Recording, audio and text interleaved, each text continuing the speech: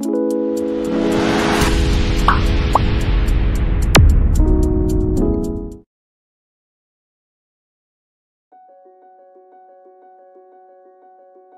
sandpiper to bring you joy.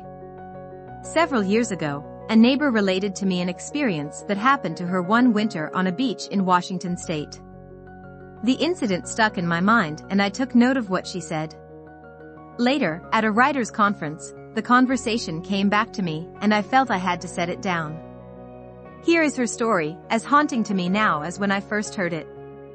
She was 6 years old when I first met her on the beach near where I live.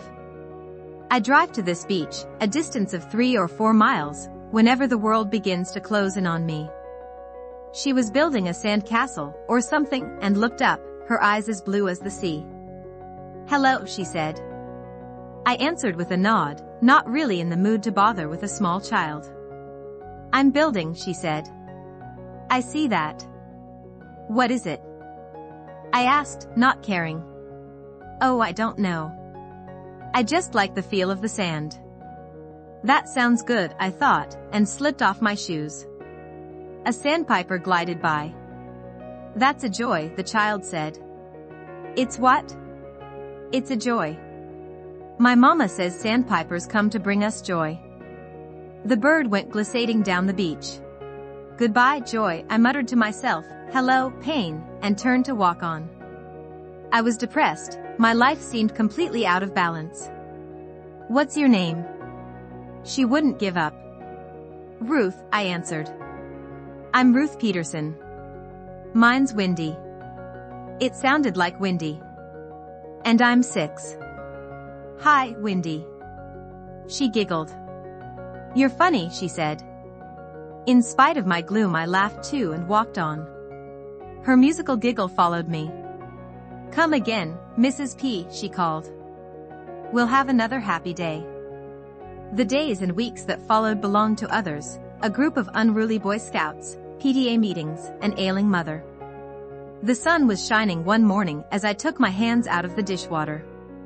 "I need a sandpiper," I said to myself, gathering up my coat. The never-changing balm of the seashore awaited me.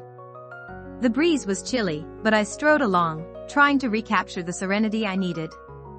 I had forgotten the child, and was startled when she appeared. "Hello, Mrs. P," she said. "Do you want to play?" "What did you have in mind?" I asked, with a twinge of annoyance. "I don't know." "You say. How about charades?" I asked sarcastically. The tinkling laughter burst forth again. "I don't know what that is." "Then let's just walk." Looking at her, I noticed the delicate fairness of her face. "Where do you live?" I asked. "Over there." She pointed toward a row of summer cottages. Strange, I thought, in winter. "Where do you go to school?" "I don't go to school. Mommy says we're on vacation." She chattered little girl talk as we strolled up the beach, but my mind was on other things. When I left for home, Windy said it had been a happy day. Feeling surprisingly better, I smiled at her and agreed. 3 weeks later, I rushed to my beach in a state of near panic. I was in no mood even to greet Windy. I thought I saw her mother on the porch, and felt like demanding she keep her child at home. "Look, if you don't mind," I said crossly when Windy caught up with me, "I'd rather be alone today." She seemed unusually pale and out of breath. "Why?"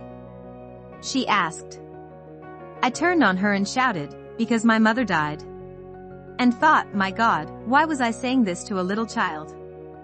"Oh," she said quietly, "then this is a bad day." "Yes, and yesterday, and the day before that, and, oh, go away." "Did it hurt?" "Did what hurt?" I was exasperated with her, with myself. "When she died?" "Of course it hurt."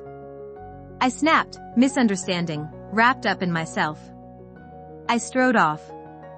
A month or so after that, when I next went to the beach, she wasn't there. Feeling guilty, ashamed and admitting to myself I missed her, I went up to the cottage after my walk, and knocked at the door.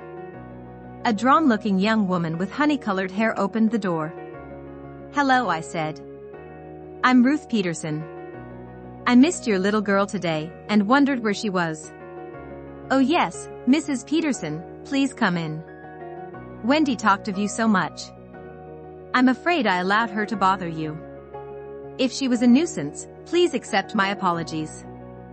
Not at all, she's a delightful child, I said, suddenly realizing that I meant it. Where is she? Wendy died last week, Mrs. Peterson. She had leukemia. Maybe she didn't tell you. Struck dumb, I groped for a chair. My breath caught.